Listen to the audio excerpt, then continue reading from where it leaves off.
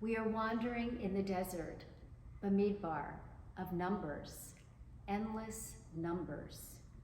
19 students and 2 teachers killed in Uvalde, Texas. 10 at a grocery store in Buffalo. 17 at a high school in Parkland. 13 at Columbine. 49 at Pulse nightclub in Orlando.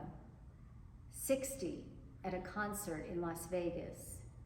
26 at Sandy Hook. 321 Americans shot every day in our country. 213 mass shootings in the first 22 weeks of this year. More than 1,500 children and teenagers younger than 18 killed last year in homicides and accidental shootings. More than 50,000 gun sales are recorded every day in our country, adding to the 400 million guns which outnumber Americans. As J. Caspian King wrote in an editorial last week in the New York Times, we have created a museum of unbearable sorrow. With each tragedy, it gets a bit denser with new names, new unsatisfying explanations, and new photos of the deceased. We, who live in the wealthiest and most powerful country in the world, have failed at protecting our children. Like the ancient Israelites who wandered endlessly in BaMidbar, in the wilderness, we keep repeating the same mistakes, shrugging our shoulders, resigned that we are doomed to wander forever, that we will never find our way out of this nightmare.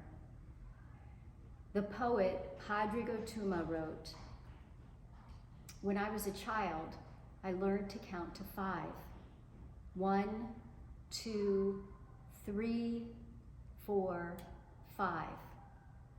But these days, I've been counting lives, so I count 1 life, 1 life, 1 life, 1 life, 1 life, because each time is the first time that that life has been taken." This week, as we enter our 4th book of Torah, our book of Numbers, we remind ourselves how to count 1 life, 1 life, 1 life.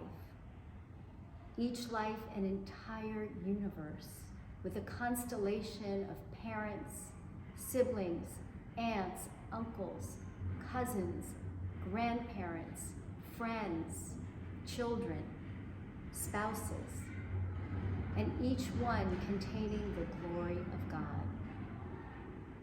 Let us pray that just as the Israelites were finally able to break free from the inevitable, so too may we break through the excuses and rationalizations and false sincerity of politicians who safeguard the warped status quo. We cannot continue to live with this arithmetic of tragedy. May we find strength in one another, strength to work tirelessly to save innocent lives, and may we find hope to fuel us even as we wander in this desert of grief. Amen.